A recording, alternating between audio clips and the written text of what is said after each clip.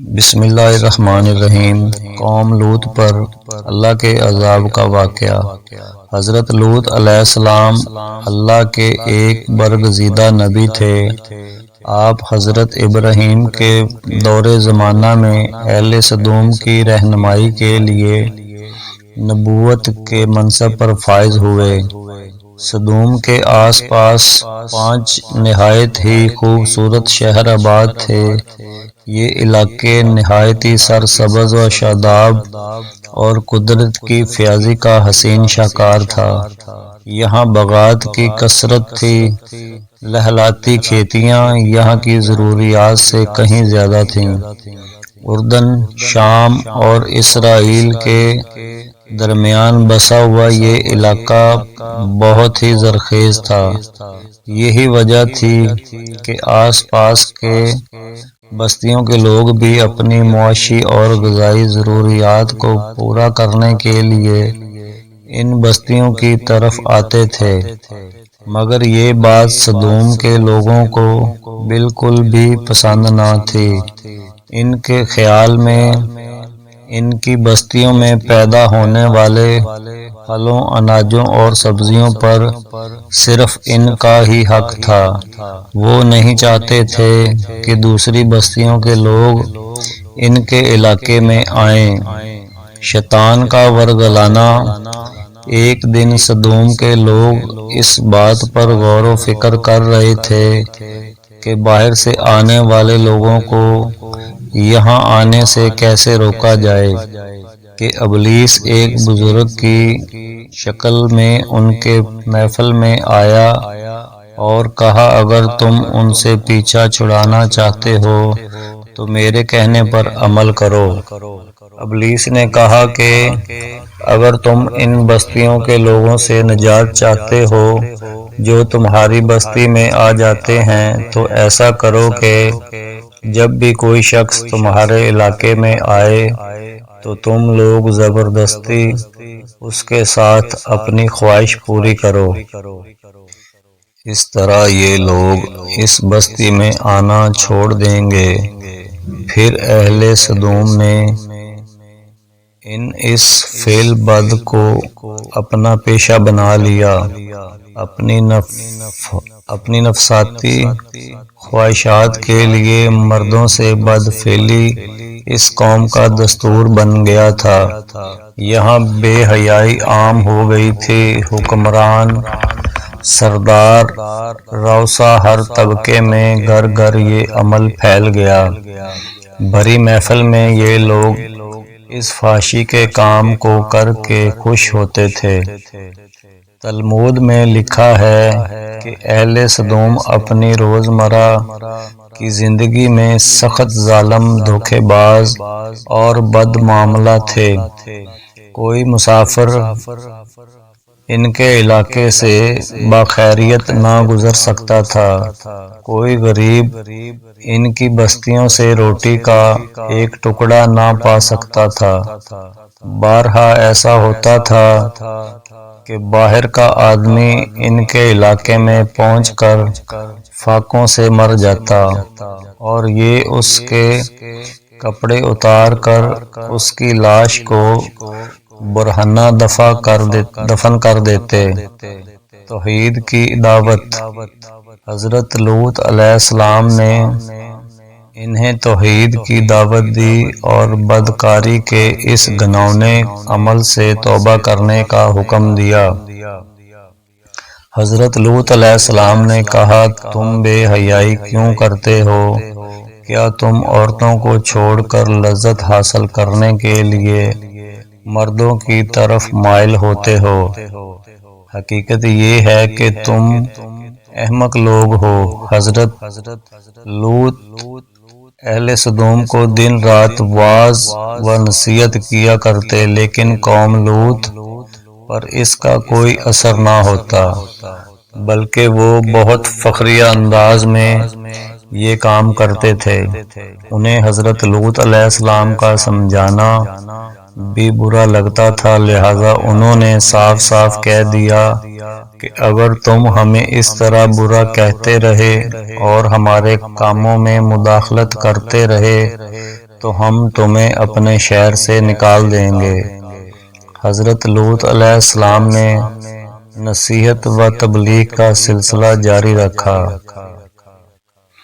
عذاب الہی کا مطالبہ۔ لہذا ایک دن اہل سدوم نے خود ہی عذاب الہی کا مطالبہ کر دیا۔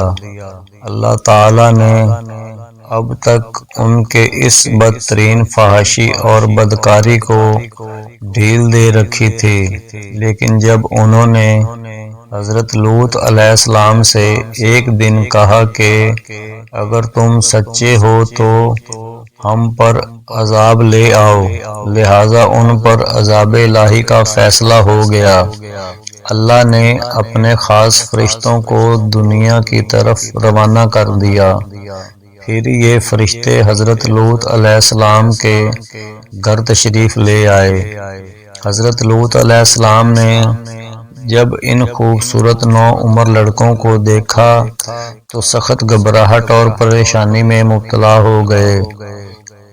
انہیں یہ خطرہ محسوس ہوا کہ اگر ان کی قوم کے لوگوں نے انہیں دیکھ لیا تو نہ جانے وہ ان کے ساتھ کیا سلوک کریں گے۔ حضرت لوط علیہ السلام کی بیوی کا نام وائلہ تھا، اس نے آپ پر ایمان نہ لایا تھا اور وہ دراصل منافقہ تھی جو کافروں کے ساتھ تھی، لہذا اس نے جا کر اہل سدوم کو یہ خبر دے دی کہ لوط کے گھر نوجوان لڑکے مہمان ٹھہرے ہوئے ہیں۔ یہ سن کر بستی والے دوڑتے ہوئے حضرت لوط علیہ السلام کے گھر پہنچے۔ حضرت لوط علیہ السلام نے کہا، اے قوم، یہ جو میری قوم کی لڑکیاں ہیں یہ تمہارے لیے جائز اور پاک ہیں، اللہ سے ڈرو اور مجھے میرے مہمانوں کے سامنے رسوا نہ کرو۔ کیا تم میں سے کوئی بھی شائستہ آدمی نہیں؟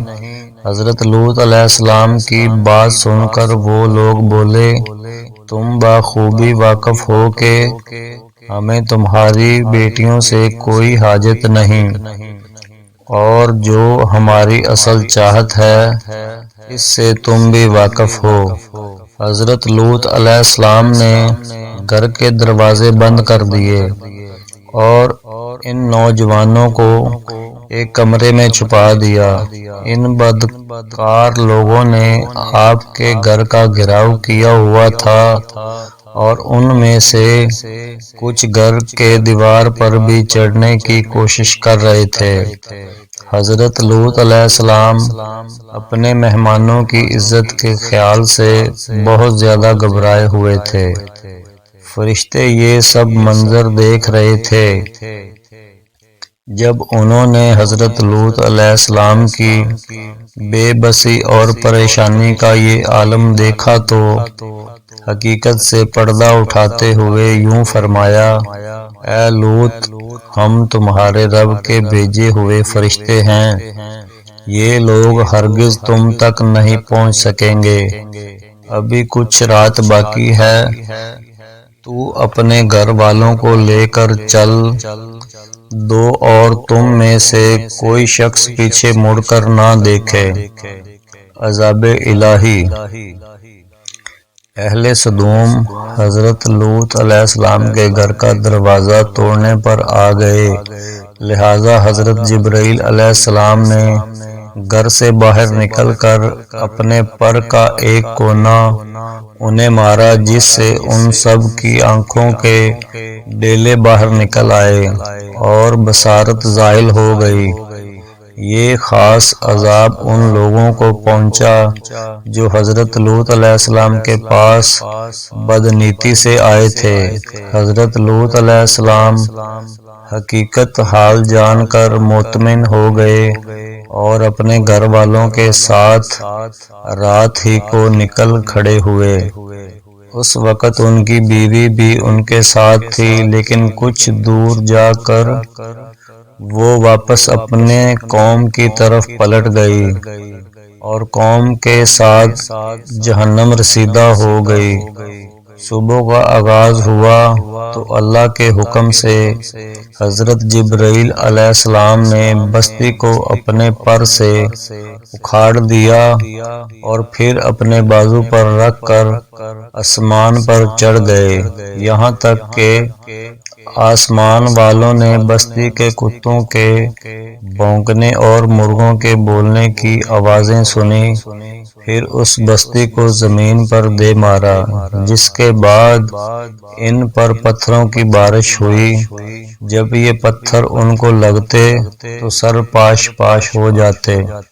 صبح سویرے شروع ہونے والا یہ عذاب اشراق تک پوری بستی کو نیست و نابود کر چکا تھا۔ قوم لوط ان کی خوبصورت بستیوں کو اللہ نے ایک انتہائی بدبودار اور سیاہ جھیل میں تبدیل کر دیا، جس کے پانی سے رہتی دنیا تک کوئی فائدہ نہیں اٹھایا جا سکتا تھا۔ سمندر کے اس خاص حصے میں کوئی جاندار مچھلی، مینڈک وغیرہ زندہ نہیں رہ سکتے، اس لیے اسے ڈیڈ سی یعنی بحیرہ مردار کہا جاتا ہے، جو اسرائیل اور اردن کے درمیان واقع ہے۔